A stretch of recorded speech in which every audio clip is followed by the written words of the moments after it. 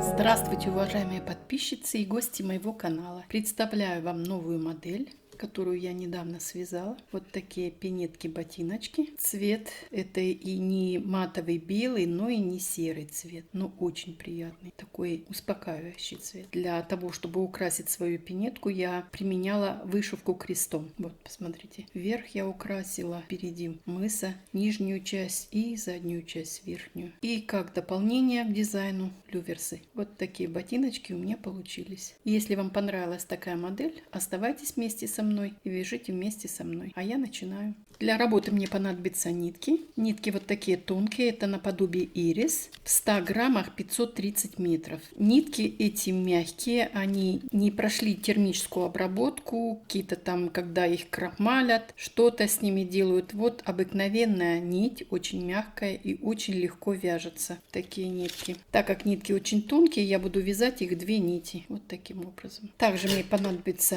в этот раз 3 крючка. Это основной крючок 2,10, которым я буду вязать подошву и все оставшееся, кроме бортика, вот кроме вот этой части. Этот бортик я буду вязать крючком 2,5. Вот эта часть, когда вяжу только в круговую, она немножко становится очень плотная, поэтому я в этот раз применила крючок на пол размера больше, 2,5. И в редких случаях я беру крючок намного меньшего размера для того, чтобы поднять какую-то узкую петлю, которая очень сильно затянутая, и спрятать хвостики.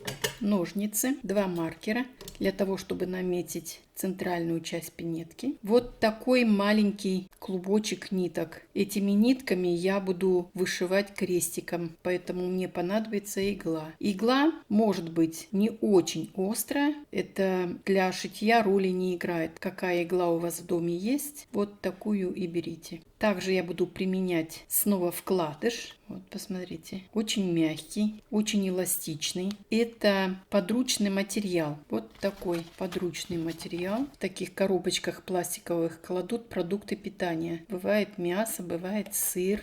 Я их хорошо мою, чищу и вырезаю нужные мне стелечки. Также мне понадобится сантиметр для того, чтобы измерить мою пинетку, щипцы и люверсы. Я буду брать люверсы желтые такого цвета, размер 4,5, и под размер этих люверсов у меня щипцы. Пока вязание не начала, я замерю свою пинетку. 10 сантиметров длина, пальчики 5, пяточка 4, задняя часть почти 6, да, 6, передняя часть 5,5, глубина мысика 3. И высота бортика составляет где-то 2,2. У меня внутри поролон. Кусочек вырезала поролона. Когда я буду показывать, чтобы не заминать переднюю часть, иногда вот так приминается, чтобы не потерял ботиночек форму, я подкладываю всего лишь на все поролон. Так сама пинетка очень устойчивая. Вот, посмотрите, гнется очень хорошо. Прослоечка не гремит. Она при стирке останется точно такой же, не сломается, не потеряет форму, не расплавится. Вот такие сегодня пинетки-ботиночки буду вам показывать. Итак, я приступаю. Вязать я начну свою пинетку с подошвы. Подошва у меня уже связана. Она состоит из 17 воздушных петель. Я начинала вязать и закончила 72 петли. Подошва без бортика. Вот, обратите внимание. Для вязания такой модели мне понадобится 2 подошвы. И плюс прослоечка, которая будет находиться между подошвами. Вот таким образом. Пока мне нужна одна. Это роли не играет. Я их связала 2 одинаковых. Вот. И начну вывязывать бортик. Сначала маленький мини-бортик. Этот бортик у меня в работе не участвует. Он дает только возможность поменять плоскость вот со стороны подошвы на угол 90 градусов. Чтобы не забирать вот из последнего ряда одну петлю, я буду провязывать мини-бортик. Мини-бортик я буду вязать таким образом, чтобы у меня внутренняя часть стелечки подошвы была лицевой стороной. Значит, я разверну подошву таким образом, чтобы изнаночная сторона была ко мне лицом. Завожу крючок с лицевой стороны вот таким образом. Сначала ищу условную середину. это вот эта точка. Ввожу крючок сначала в одну петлю, полностью за 2 доли, и в рядом стоящую петлю, чтобы образовался вот такой уголок. Провязываю 2 петли, закрепляю и делаю одну воздушную петлю. Подтягиваю и вот начинаю вязать таким образом, чтобы каждый раз у меня вторая петля при провязывании следующей петли была как первая. Вот она была уже в работе, теперь она у меня как первая и в рядом стоящую. Я называю мини-бортик вот этот ряд, так как он фактически не участвует в работе, а вроде как существует этот ряд. Вот посмотрите, вот у меня лицевая сторона, это сторона внутренняя будет моего ботиночка, и вот он мини-бортик. Так мне нужно провязать до конца. Мы повстречаемся тогда, когда бортик будет готов. Итак, я провязала мини-бортик. Вот теперь у меня одна подошва с мини-бортиком, а другая без мини-бортика. Вот такая подошва с мини-бортиком у меня есть на моем канале, где вы можете посмотреть, как вязать подошву с мини-бортиком на 17 воздушных петлях. Если вам моя подошва показалась не очень хорошей или вы очень довольны своей подошвой, то у меня на канале есть возможность, есть маленький ролик, в котором я рассказываю, как привязать вот этот мини-бортик, что я сейчас и делала. Итак, с мини-бортиком. Подошва готовая. Теперь я буду приступать к ввязыванию основного бортика. Мне остается последняя петля, это соединяющая петля между первой и последней петлей. Это я уже взяла крючок 2,5, закрепляю и из этой же петли провязываю вновь петлю. Так я буду провязывать 5 рядов столбиками без накида. Вот крючком 2,5. Мой бортик будет состоять из 6 рядов. 5 рядов без изменения, без убавлений и без прибавлений. И 6-й ряд на мысике я буду убавлять петли, для того, чтобы сделать такой красивый, мягкий, покатый мысик. Итак, мы повстречаемся тогда, когда 5 рядов моего бортика будут связаны. Итак, 5 рядов в высоту моего бортика уже готово. Полностью бортик будет состоять из 6 рядов. Вот 6-й заключительный ряд я провяжу немножко иначе. Вот я уже маркерами отметила центральные 20 петель. Я хочу убавить 4 петли. Поэтому 6-й ряд вяжется без изменений до маркеров. Также столбиками без накида мне нужно провязать до маркера. Почти у цели.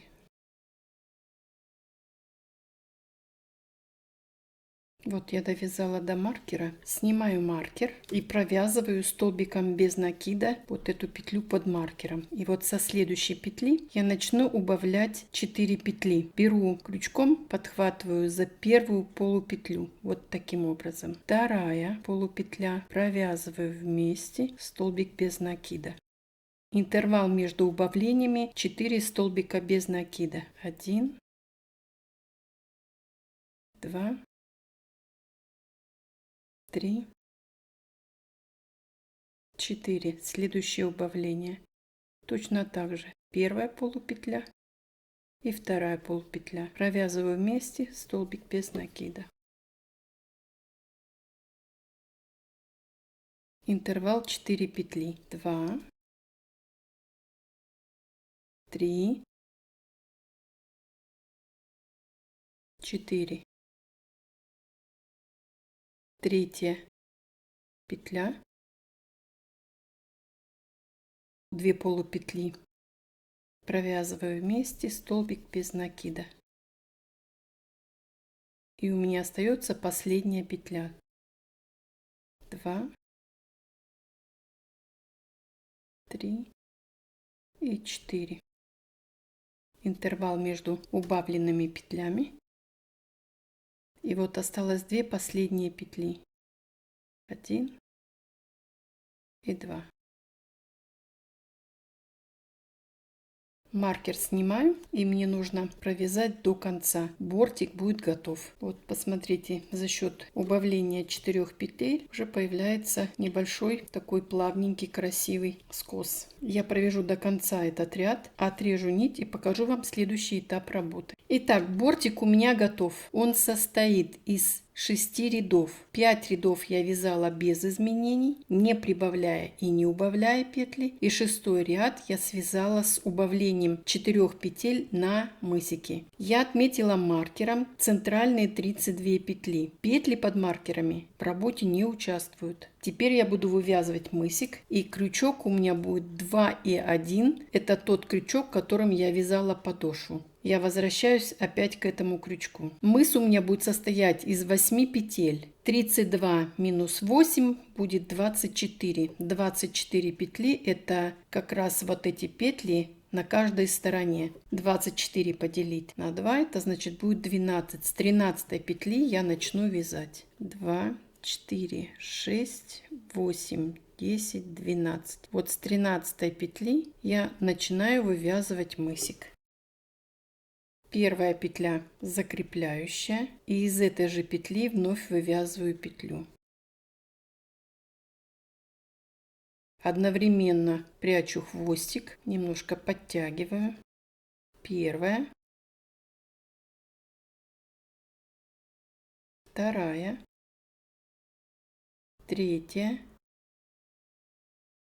четвертая, пятая, шестая, седьмая, последняя 8 петля. Чтобы быть уверенной, что у меня 8 центральных петель ровно посередине, я посчитаю с другой стороны петли. 2, 4, 6, 8, 10, 12. Все отлично. Продолжаю вязать. Следующие 2 петли я также буду провязывать столбиками без накида. 1 и 2. Это значит, у меня получилось 10 петель. Но мыс у меня состоит из 8. Последующие 2 петли это будут петли, которые на продвижение, так сказать, и на прибавление. Провязав 2 петли, без петли подъема разворачиваю вязание и начинаю вязать со 2 петли. Вот первая, вот вторая.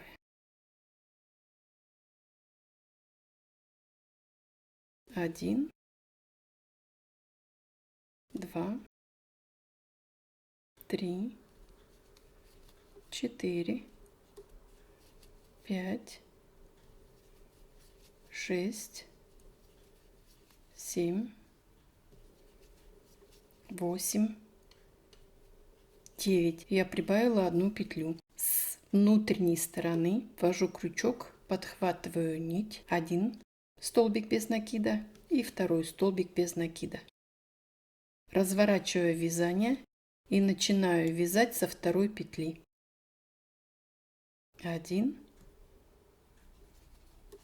2, 3, 4, 5, 6, 7, 8, 9 и 10. У меня уже в работе 10 петель. Я планирую сделать мой мыс до 12. Это значит, мне нужно прибавить еще 2 петли. Я самостоятельно прибавлю 2 петли и покажу вам результат. Итак, я провязала мой мысик до той поры, пока у меня не получилось 12 центральных петель. Я прибавила еще 2 петли. Теперь я буду продолжать вязать дальше, но петли больше прибавлять не буду. Мне достаточно 12 центральных петель. Я по-прежнему вяжу первый столбик без накида и 2 столбик без накида. Без петли подъема разворачиваю вязание и начинаю вязать не со 2 петли, а с 3. Первая, вторая и 3. Вот с этой петли я буду вязать. 1, 2, 3, 4, 5, 6, 7,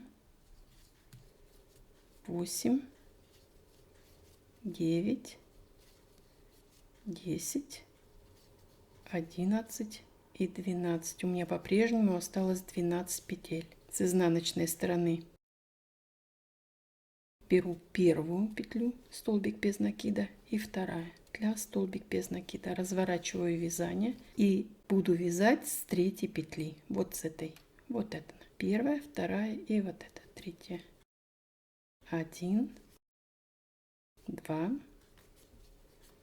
3, 4, 5, 6, 7, 8, 9, 10, 11 и 12 петля последняя. У меня по-прежнему осталось 12 петель. Вот ширину я достигла нужную, которую мне 12 петель. И теперь только двигаюсь наверх моим маркером, так сказать, длину делаю. Так мне нужно провязать до того места, пока с каждой стороны не останется последние 4 петли. 1, 2, 3, 4. Я провяжу это самостоятельно и покажу вам, как я провязываю до маркеров следующий этап работы. Итак, я провязала еще 2 ряда, и у меня с каждой стороны осталось по 4 петли. 1, 2, 3, 4. И с этой стороны точно так же. И эти петли я буду провязывать немножко иначе. Я буду брать не за полную петлю, как я это делала сейчас, а буду брать из середины петли за заднюю долю. Вот таким образом. 2 столбика без накида. Без петли подъема разворачиваю вязание и по-прежнему вяжу с третьей петли. Прибавлять я больше не буду, я только вяжу в длину.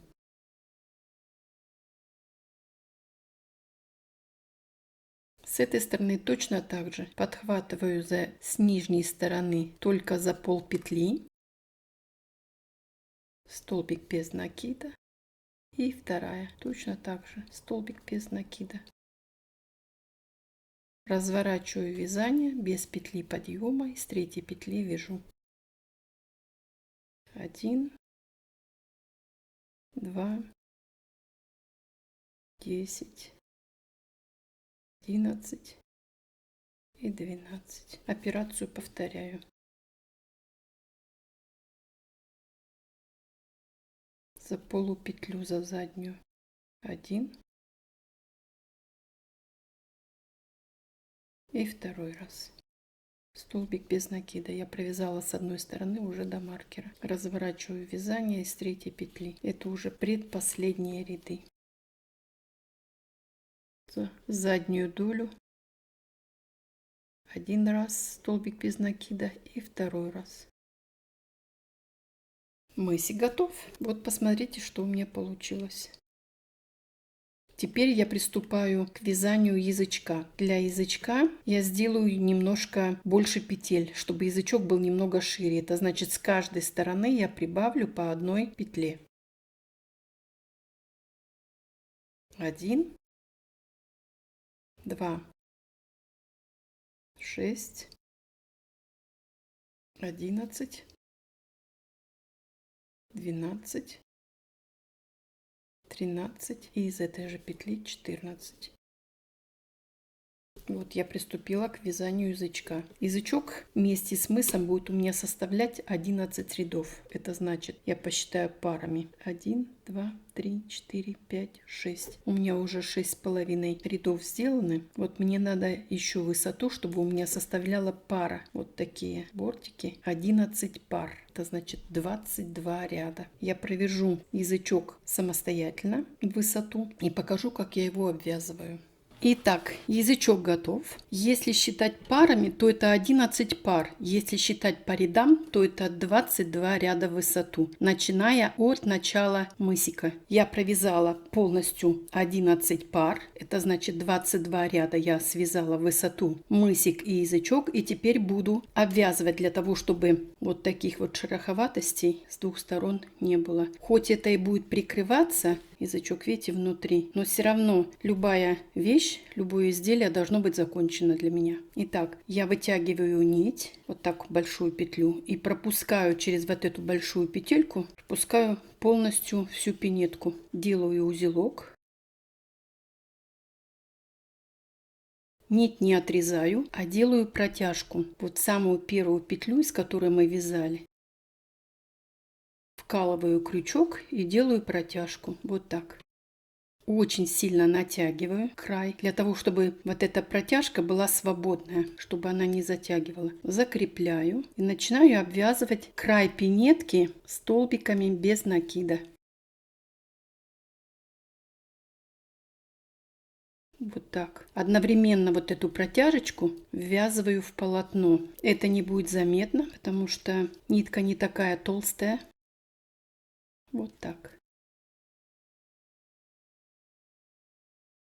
Дошла до вершины, меняю плоскость, провязываю один раз и из этой же петли крайней второй раз, для того, чтобы у меня сформировался уголок. Можно сделать 3 петли, но я считаю, что этого достаточно. Посмотрите, как хорошо легла петля и перешла уже на другую плоскость, на другую сторону. Так мне нужно обвязать до конца. Я обрезаю нить, спрячу ее и покажу вам следующий этап работы. Итак, язычок полностью готов. Теперь приступаю к задней части пинетки. Чтобы язычок мне не мешал, я его заправлю вовнутрь и начну вязать с 5-й петли, полной петли. Хотя у меня вот тут вот боковинки, которые остались, это тоже петли, но я пока буду укороченный ряд вязать, считать от основных петель, от те, которые полные петли. 1, 2, 3, 4, 5. С 5-й петли я начну вязать укороченный ряд. Этот укороченный ряд делает подъем на один ряд задней части пинетки для того, чтобы пяточка не выбегала из ботиночка. Первая петля закрепляющая, и со 2-й петли начинаю вязать ряд укороченный столбиками без накида. Одновременно ввязываю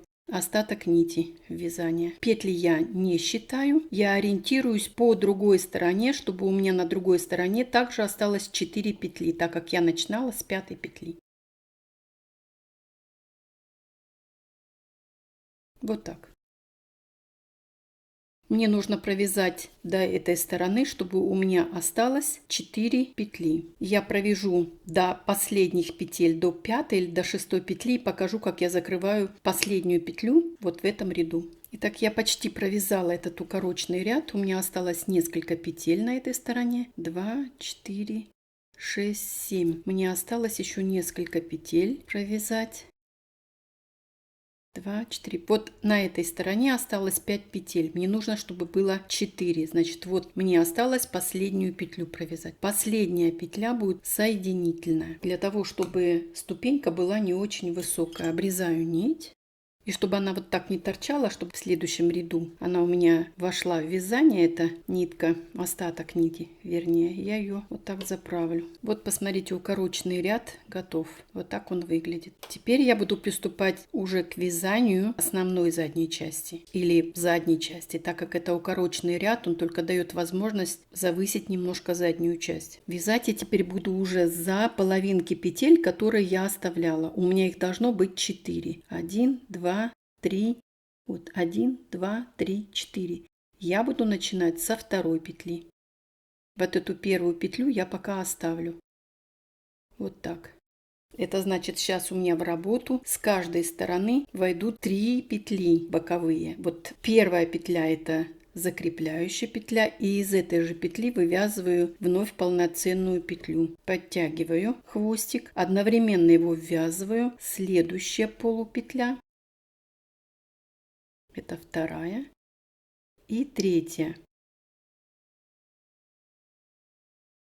Теперь у меня вот они полноценные петли за 2 доли. Буду продолжать уже за основные петли, которые у меня в задней части пинетки. Одновременно ввязываю хвостик и дохожу до укороченного ряда. Так как у меня вот эта петля просто закрепляющая, и чтобы ее не потерять, я ее подберу вот с нижнего ряда. Получается, мне нужно провязать не 4 петли, а вот 5, потому что вот это была петля неполноценная. И теперь поднимаюсь наверх на укороченный ряд.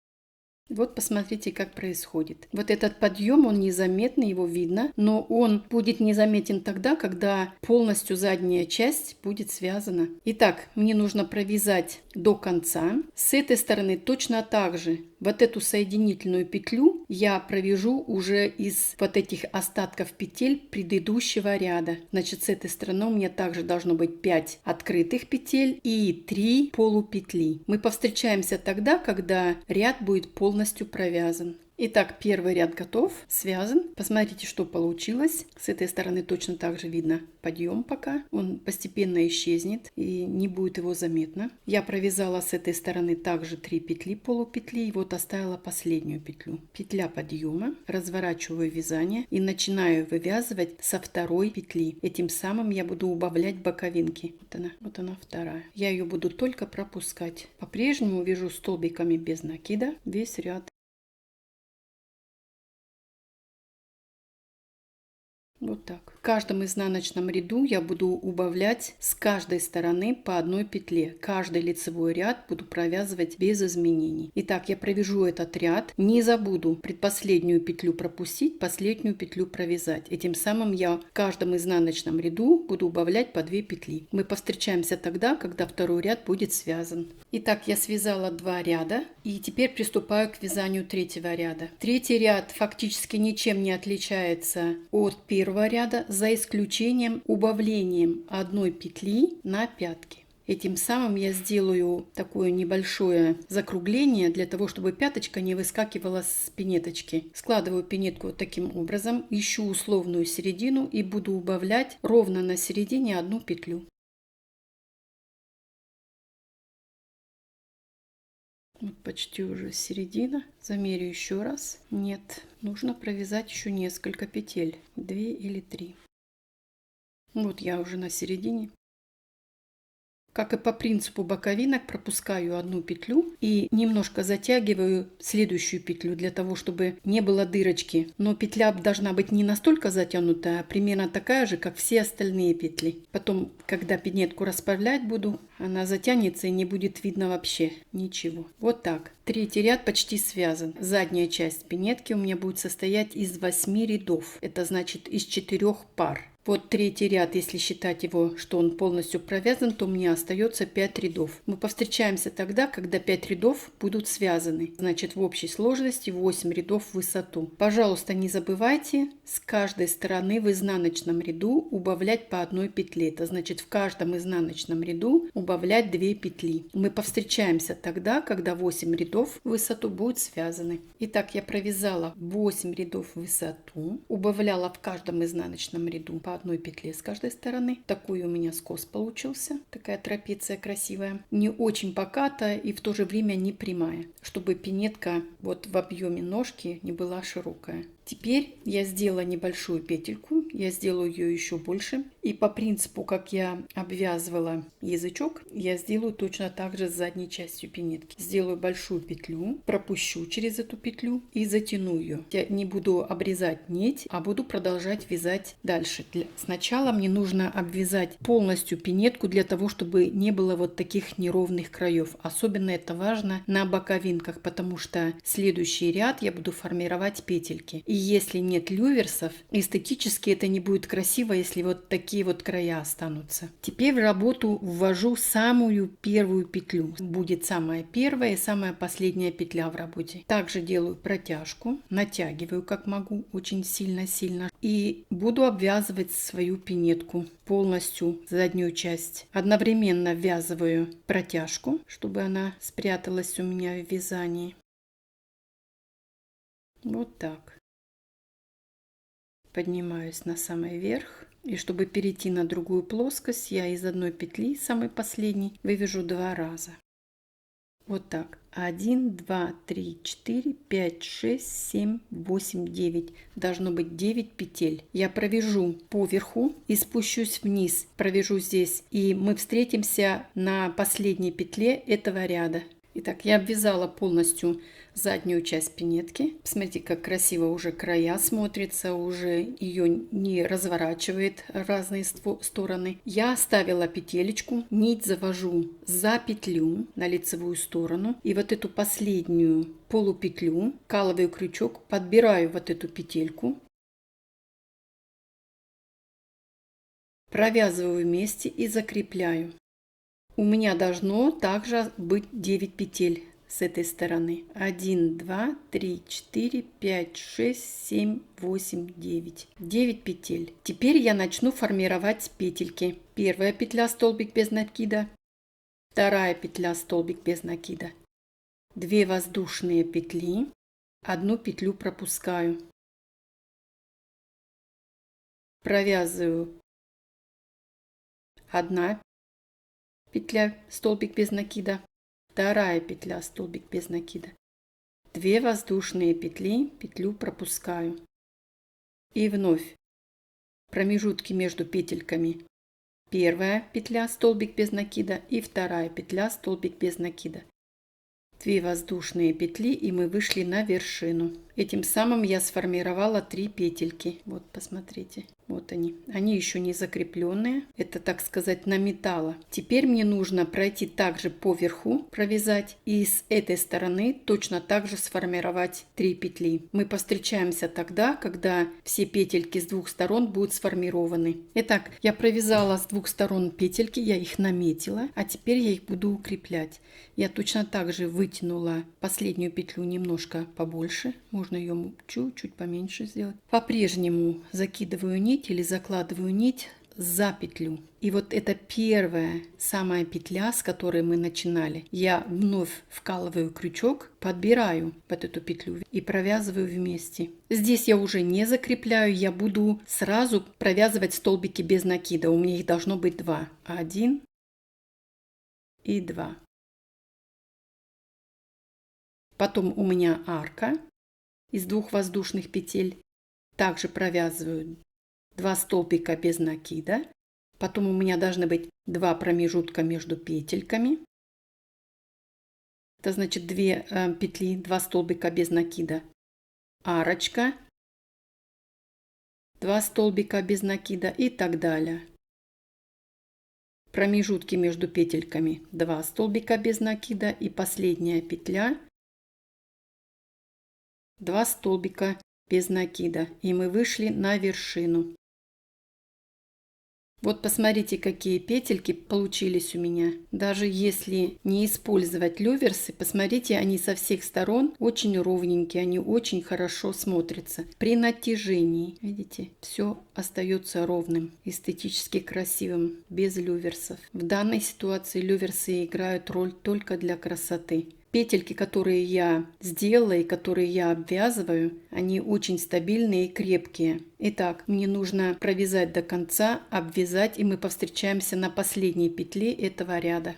Итак, и мне остается последний завершающий ряд. Этот ряд очень важен, особенно для ботиночек, потому что этот ряд, который дает закрепление петелек, чтобы они не растягивались вот таким образом. Мне писали, что ботиночки это очень непрактичная обувь в связи с тем, что они спадают с ножки. Они спадают с ножки по той причине, что изделие не законченное, что не закреплены крайние петли, кромочные петли, и при носке петельки вот так растягиваются. Вот посмотрите. Вот этот веер происходит из-за того, что это незаконченное вязание. Значит, нужно петли эти закрепить. По-прежнему петля немножко вытянутая. Также ее закидываю за петлю, за основную. Подбираю вот здесь уже, чтобы, так как я уже использовала несколько раз вот эту последнюю петлю, и она полупетля, я подберу ее не одну, а рядом стоящую, вот которая у меня есть. Петля, возьму самый тонкий крючок, вот, и вот таким образом сделаю. Немножко закреплю, чтобы у меня получилась как бы двойная. По-прежнему подбираю вот эту петельку, подтягиваю ее. вывожу на внутреннюю сторону и сразу начинаю обвязывать край пинетки. Этим самым я буду укреплять. Буду я это делать соединительными петлями. Петли надо делать не очень широкими, не свободными. Это не принесет результата. Задняя часть растянется. И не очень тугими, чтобы не получилась бочечка. Они должны быть средние. Сейчас я вам покажу результат, что происходит, когда петли закреплены. Вот этот последний соединительный ряд играет двойную роль. Он играет роль красоты и, соответственно, очень важную роль того, что изделие не растягивается. После стирки, после носки изделие останется в том же состоянии, какое оно было. Петельки не дадут. Вот посмотрите, я растягиваю на ту величину петли, которую я сформировала. Больше я растянуть не могу. Посмотрите, что происходит здесь. Посмотрите, что происходит здесь. Итак, с внутренней стороны появляется вот этот соединительный кант, а с наружной вот эти стежочки. Можно поменять местами, можно сделать наоборот. Это дело вкуса. Но вот так это выглядит снаружи. Если сделать кант цветной, я имею в виду вот эту соединительную линию, то это уже будет играть роль красоты, как для красоты. Посмотрите, какой становится край более-менее утолщенный. Итак, я провяжу до конца, отрежу нить, спрячу ее и покажу вам следующий этап работы. Итак, пинетка практически готова. Вот посмотрите, как получилось у меня. Еще ее нужно немножечко приводить в форму ей, оттягивать ее, чтобы она хорошо легла. Но посмотрите, как она уже красиво смотрится. Сейчас я покажу вам, как я украшаю свою пинетку. Хотя подошва еще не готова, но мне так удобнее, потому что подошва она уже плотненькая, она уже такая стабильная. И если ее сейчас эту подошву сделать, то может произойти такая маленькая неприятность, что вот эти вот крестики будут не одинаковые. Поэтому пока изделие мягкое, вот можно как раз и начать вывязать вот этот нижний край. Я взяла иголку, у меня она не острая. Это вот специально для вязаных изделий, то легко можно вводить в дырочки. Но если у вас иголка острая, это тоже не так страшно. Нить у меня тоже не очень, так сказать, хорошая. Это по типу штопки, очень мягкая, она не крученая, но она идеально подходит под цвет, поэтому я вот выбрала вот этот вариант. Теперь я покажу, как я делаю вот эти крестики. Я с изнаночной стороны продеваю и по диагонали. Вот, посмотрите как. И вот, посмотрите, вот таким образом. Как я уже сказала, у меня нить не крученая, поэтому мне приходится полностью все проконтролировать, чтобы все нитки легли очень хорошо. Теперь через дырочку я буду вводить иглу, прокалывать.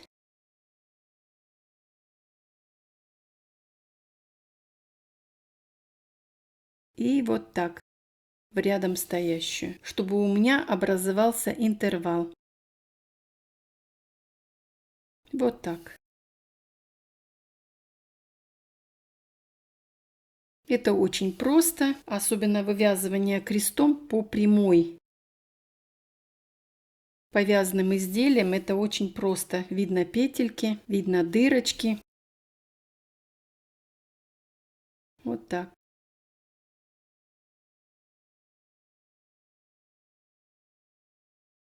Вот посмотрите, как у меня получается. Я сейчас прошью полностью до конца и покажу вам следующий этап работы. Итак, нижний кант вышивки моей готов крестом. Я сделаю впереди 2 раза, тут и вот тут, и сделаю сверху, полностью вышью мою пинетку, мой ботиночек, и покажу вам следующий этап работы.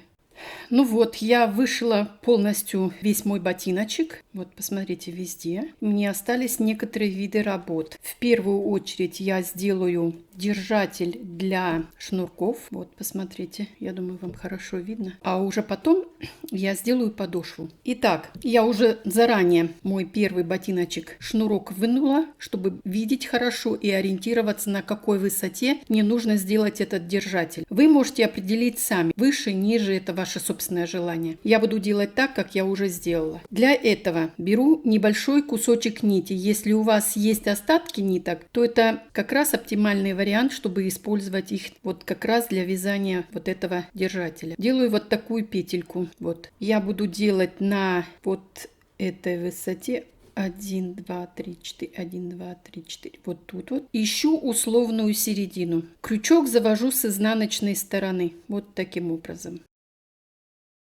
Беру вот эту петельку приготовленную и протягиваю ее вовнутрь. Полностью с хвостиком и с узелком.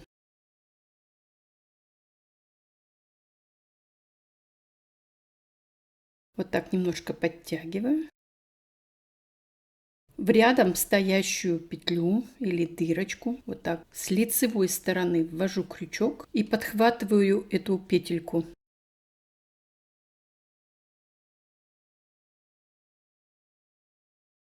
Аккуратненько вывожу ее, прям придерживаю пальцем. Видите, у меня сзади она немножко великоватая, поэтому я пальцем придерживаю и начинаю подтягивать так, чтобы у меня узелок не вышел наружу. Прям плотненько и начинаю делать воздушные петли вязать. 1, 2 и 3. Я не планирую делать очень широкий держатель. Мне достаточно всего 3 петель. Вот так аккуратненько прикладываю и смотрю, на какой высоте мне надо сделать прокол. Вот. Обязательно ориентируюсь, чтобы вот эта полосочка была параллельна. Вот посмотрите, я ее аккуратно так прикладываю и смотрю. Можно посчитать. Петельку вывожу вовнутрь. Аккуратненько расправляю. В рядом стоящую петлю прокалываю крючок и подхватываю вот эту как раз нить. Также аккуратненько все это стягиваю. Закрепляю и обвязываю столбиками без накида. У меня их должно получиться 3, так как я делала 3 воздушные петли.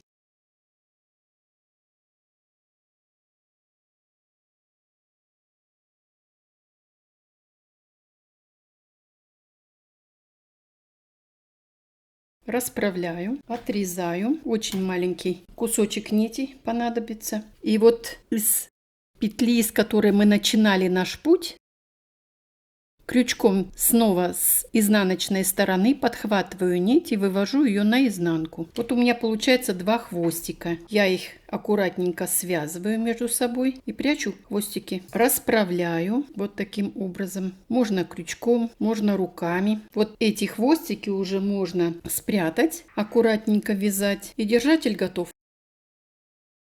Теперь мне остается последний этап работы, это соединить 2 подошвы. Я буду начинать с пятки вот таким образом, аккуратненько прикладываю 2. Хвостики вот эти я не отрезаю, но стараюсь так, чтобы они были где-то ближе к середине, чтобы при обвязывании подошвы они мне не мешали. Вот так расправляю и ориентируюсь по первой подошве, которая уже привязана, которая уже готовая. Смотрю, чтобы у меня была серединка, центр, так сказать. Можно это наметить вот таким образом. Вот. Вот у меня условная середина. Соединяю 2 подошвы за полные петли. Это значит, получается, у меня будет полных 2 петли. И буду обвязывать подошву соединительными петлями. Делать я это буду свободными петлями, чтобы не стянуть подошву, чтобы она не получилась бочечкой. Обвязывать я буду пинетку не полностью, так как у меня пластиковый вкладыш. И я оставлю расстояние, чтобы вставить ее вовнутрь, эту прослоечку. Вот так. Посмотрите, что получается. За счет вывязывания 2 подошв получается платформа очень красивая. Посмотрите, как это выглядит тут с двойной подошвой. Смотрится богато, оригинально. Итак, я провяжу до примерно вот до этого расстояния и покажу вам, как я ввязываю или довязываю до конца подошву вместе с вкладышем. Итак, я вот практически уже связала подошву, и вот мне остался только маленький-маленький зазор. Вот я теперь попробую вставить свою подошву. Я думаю, мне этого хватит. Натягиваю ее очень хорошо, расправляю. Вот, посмотрите, она расправилась. И стала уже больше подошва. Видите, она была маленькая, а теперь она уже больше. Для чего я это делаю? Я ее всегда натягиваю по максимуму, потому что при стирке все равно изделие расправится, петельки вытянутся, и стелечка, вот эта внутренняя прослоечка, она будет маленькая, она будет болтаться. Поэтому я натягиваю с такой силой, как я могу, чтобы потом при стирке она осталась на прежнем месте, не торопясь, подцепляя с этой стороны и вот с этой стороны петельку. Чем меньше зазор, тем она уже становится на свое место, и уже сложностей таких нету. Так как подошвы связаны одинаковые, поэтому количество петель последних одинаковое.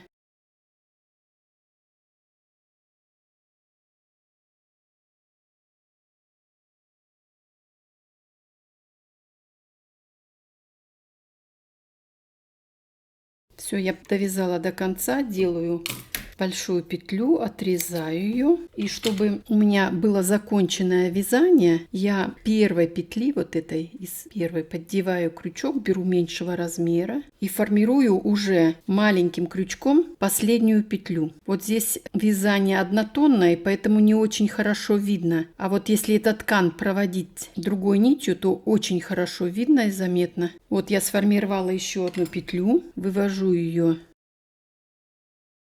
в эту сторону. Посмотрите, что получается. И теперь постараюсь вывести все это вовнутрь.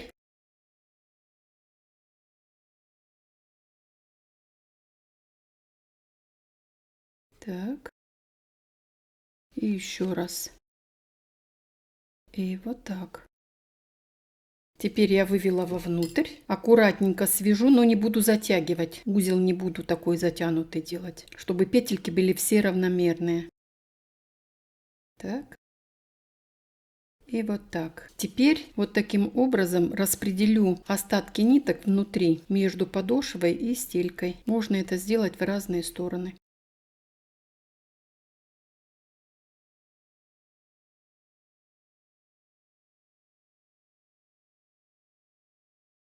Это никуда не денутся, эти хвостики, они примнутся, поэтому ничего не случится. Узелок сделан. Теперь я возьму кусочек поролона, который я вставляю для того, чтобы передняя часть была не замятая, чтобы эстетически хорошо смотрелась. Немножко расправлю ее, пинетку, и покажу вам, как выглядят вот такие ботиночки без люверсов. Аккуратненькие петельки, очень плотные, очень хорошие, очень качественные петли. Поэтому даже если очень плотно затягивать на ножки, по ножке, чтобы ботиночки не спадывали, с петельками ничего не случится. Они провязаны, сама петля укреплена, провязана второй раз и укреплена. Поэтому ничего не случится. Она петля не с краю. Вот. У меня есть шнурок, я его уже связала. На моем канале вы можете посмотреть вязание такого шнурка. У меня два вида. Этот шнурок полый. Мне больше нравится, они смотрятся объемно, но есть и плоские, это на любителя. Теперь покажу вам, как это выглядит изделие без люверсов.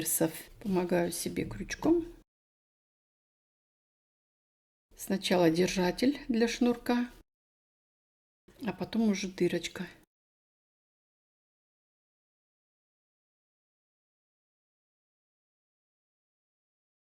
С этой стороны и с этой. И вот остались последние петельки. Вот они, последние дырочки. Расправляю. Вот посмотрите, как красиво смотрится.